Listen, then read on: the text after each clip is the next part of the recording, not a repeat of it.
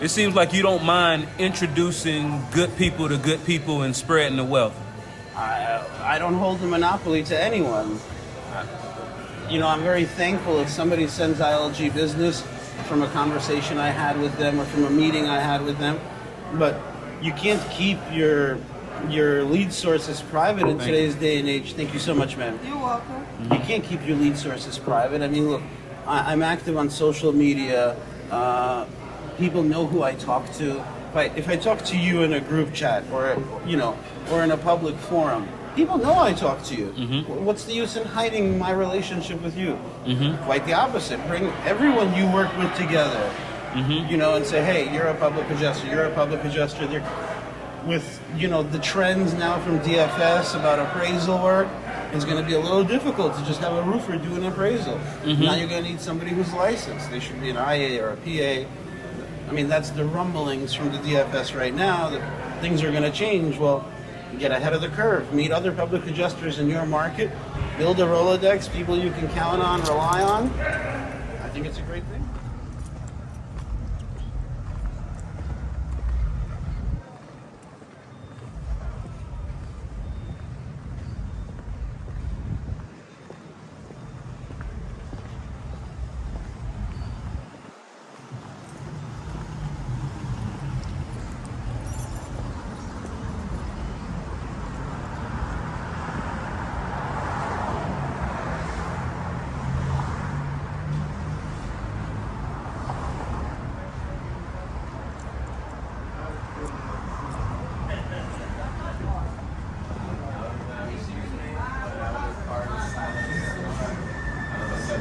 Well done.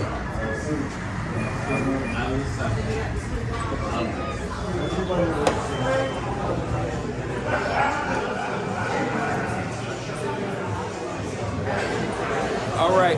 Hey, please tell people who you are and what do you do. So I'm Marat.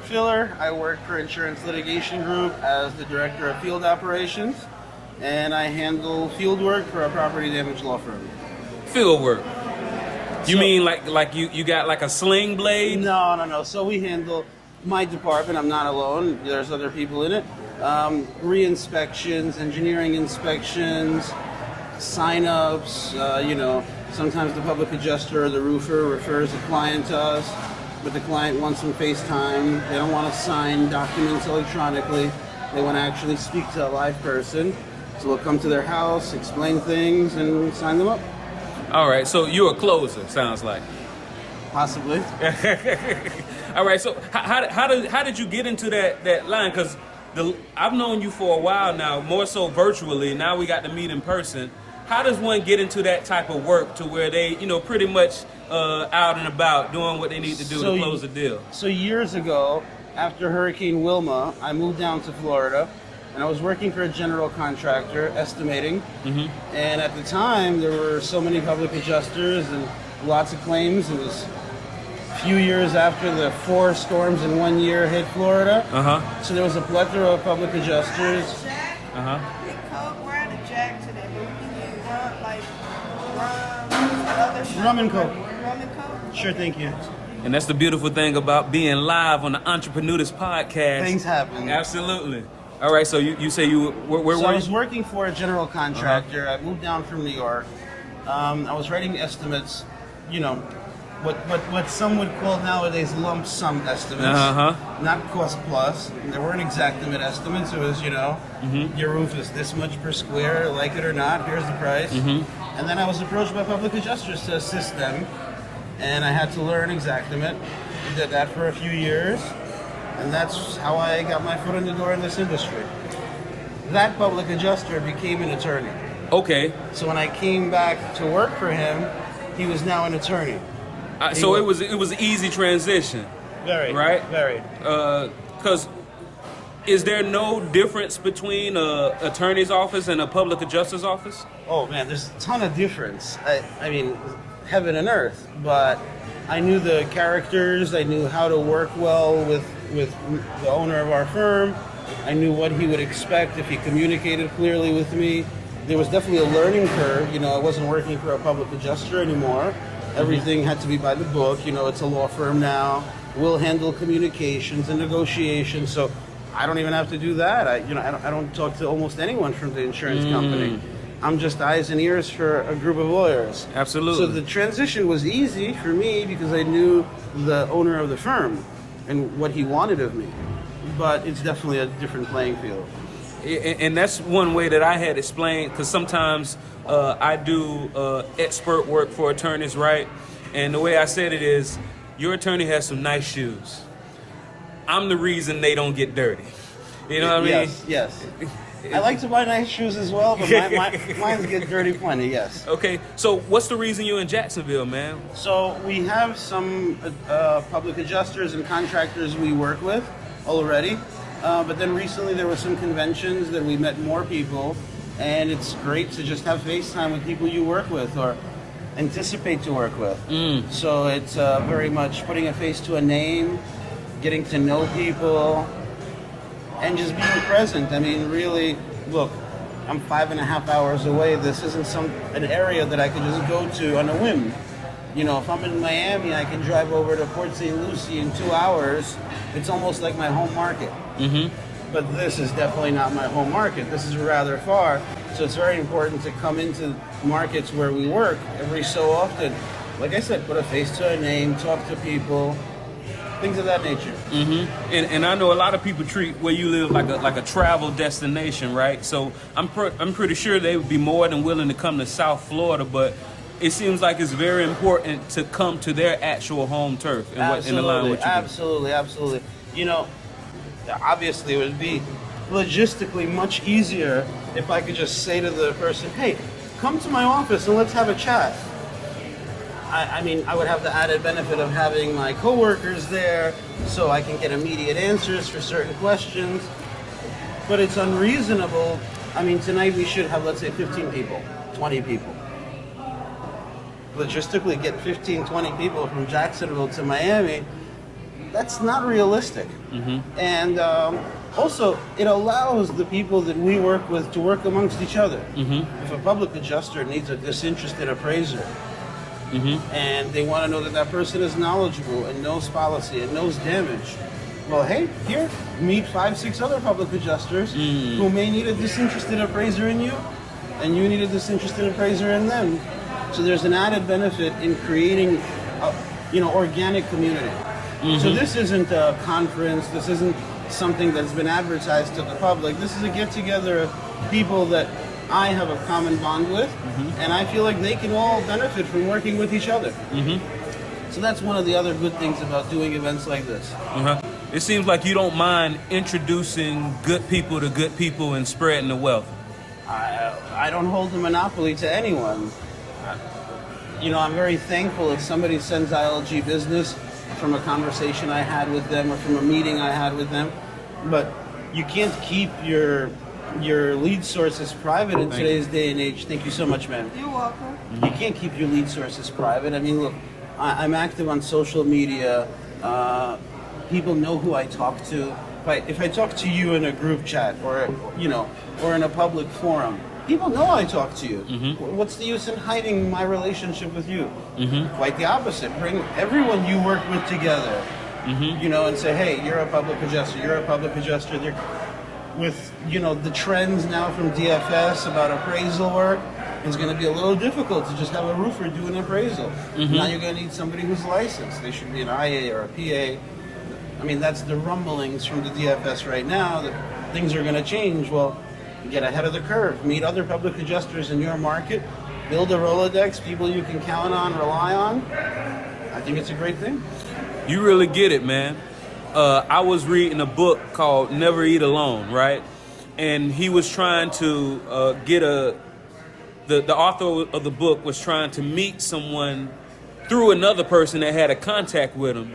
And the guy told him, he said, hey, man, I would really love to do this, but I probably got one favor with this guy, and I don't want to waste it introducing him to you.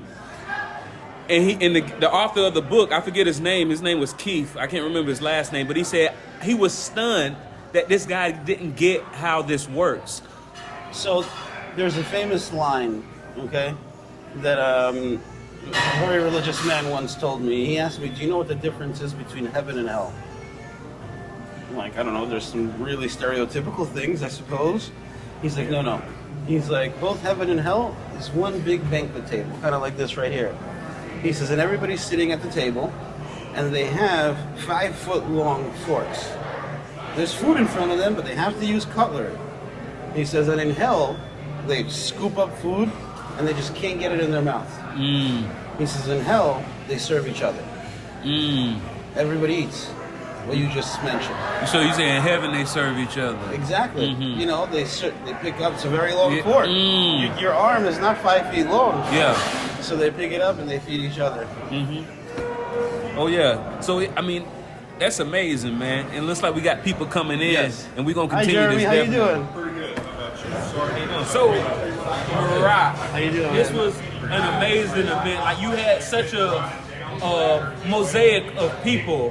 How do you encounter those type of people, and how do you get them to come together like this?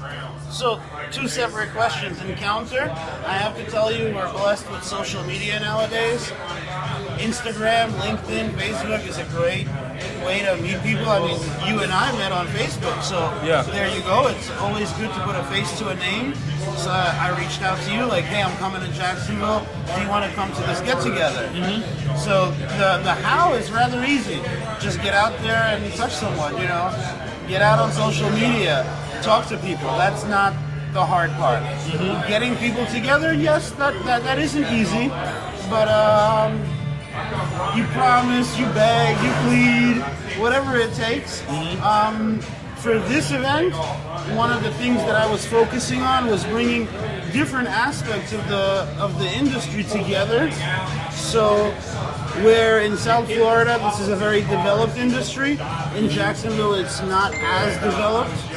And there's good and bad in that. Yeah. But it's a tremendous opportunity for people that don't know each other to learn from each other, to network with each other, and at the end of the day, it all helps the homeowner. An emerging market. Well, I do know that there are public adjusters in this market because some of them are here. Yeah. Yourself, you're a public adjuster, so I don't know how emerging this market is. I think it's a stable market. I think it's a healthy market. It's a growing city. So there's that upside that, you know, there's more and more homes being built in the area, and these new homes are not going to have $10,000 plumbing limits, because they're not going to have cast iron. So I think this is a tremendous market. It has lots of potential. It has amazing professionals, from roofers to public adjusters, appraisers, even some understanding insurance agents that we don't have in other markets. So for me, it's not an emerging market, it's a developed market. And this place that we're at has a lot of character, man. How did you find it? Well, wow, that you will never die of humility, Randolph, I'll tell you that much. So when I reached out to you and I told you I wanted to do this, as a matter of fact, I already had a plane ticket. Yeah, And I was just looking for where I'm going to do this. I reached out to you and another fellow who's here, Jeremy Sizemore. You gave me a place. He gave me a place. But when I called this restaurant, bar, restaurant, they called me back before that other restaurant called me back. So that's why we're here. But they have this amazing private balcony here, and it's really good for the type of event we did and in the middle of. And I think it works great for this type of thing. and it kind of points back to a theme that I've encountered talking to some of the restoration professionals here. They say when it comes to a public adjuster or an attorney, just pick up your phone. And it seems like our call back in a reasonable amount of time, it seems like that was the differentiating factor for you. They called back in a reasonable amount of time. Yes. I find it strange. You know, I live in South Florida. I work predominantly in South Florida. Although, you know, we've worked with Michael and Sally in the Panhandle, and I've been in Jacksonville many times. But I do notice that we are much quicker to respond in South Florida than I would expect.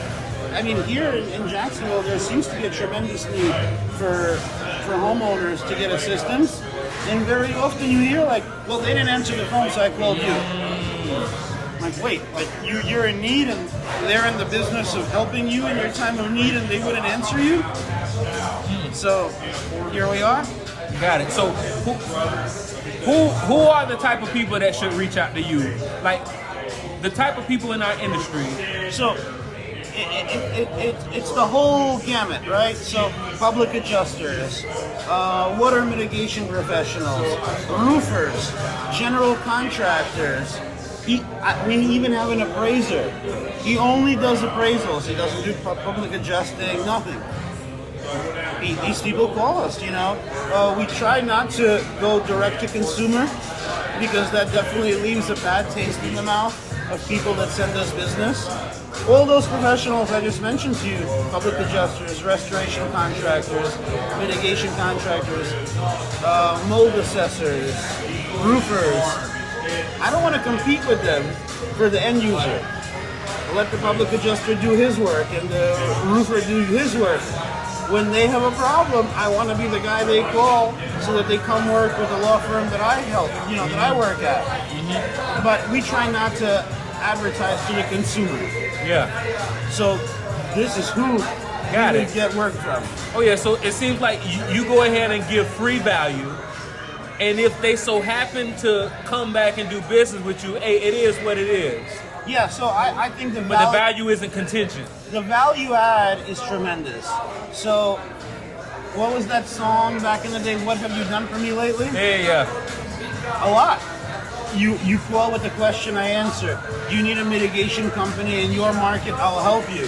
Whatever I can do to assist people who are in our industry to be successful, the hope is that, you know, you like that ILG referred you to a professional that solved a problem for you. And if you have a problem that we can solve, our hope is, our belief is that you're going to come back to us because we did provide that value to you without expecting anything in return. We hope, we want to earn that business, but we don't expect it. What have you done for me lately? A lot. That's a good tagline, right? That's what I like to say. Absolutely. So, are you not coming back to Jacksonville anytime soon? I'll be here less than 30 days.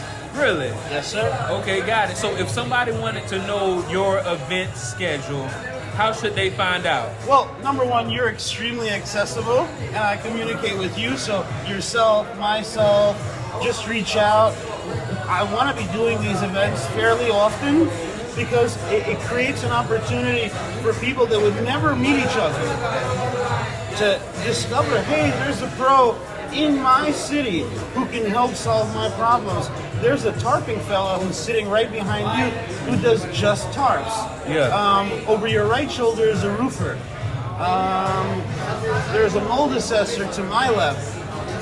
Meaning, everybody you need on a claim is in this room right now. Mm-hmm. So I think this is a tremendous value add, as you mentioned before. I think it's a tremendous value add for property damage professionals anywhere on the spectrum, from construction to public adjusting to engineering, assessments, whatever it may be. This is what we should be doing in this market. Got it. So, all of this work you put in, because I just saw you at a conference in a whole nother time zone. How do you relax, man? How does somebody like you vacation? I live where other people vacation. Yeah. I live in Florida. My life is a vacation. Uh-huh. I don't know what it is to put on boots or a jacket. When I go out and climb a commercial roof, I'm out in the Florida sun. I don't know. This is relaxing. Uh-huh. It is a job, but where you do what you do matters. If I did this in New York, I'd probably be miserable. But here, my life is vacation. So it seems like you found a way to make your work feel like pleasure. Absolutely, absolutely. At the end of the day, we're helping people. The people that we work with are exuberant at the end of the day. They're like, oh my God, thank God I met you. And you know what? We make a living. So I wouldn't do anything else. Absolutely. So once again, man, I'm not going to keep you from your audience. Oh, matter of fact, there's one thing that I noticed, and I want to ask you about it, because when you're hosting an event and you got multiple people that came to meet you, you have to find a way to spread yourself around. I noticed it seemed like a technique that you did to where if you're talking to like a solo person, but you want to bring people together, you say something out loud. And you get people to turn their heads, and then you walk toward and you bring. So I don't do it consciously. Yeah. Really, I guess the good Lord blessed me with that. But one thing that in my professional career, I think of it like this. There's an automatic watch, right? It has gears and oil. The gear just does one thing. The oil goes everywhere. So if you're trying to network and work a room, be the oil, not the gear. Absolutely. Don't be stationary. Get to everybody in the room. If this gear and that gear are not working together, bring them closer. Put the gears together, and they will work together. So be the oil, don't be the gear. Be the oil, don't be the gear. Once again, tell people who you are, what you do, and how to get in touch. Marat Filler, I am the Director of Field Operations with Insurance Litigation Group. You can reach out to me directly on social media. Give me a call, 850-359-6121, or go to our website, www.ilgpa.com. Thank you so much. My pleasure. Thank you, Randolph.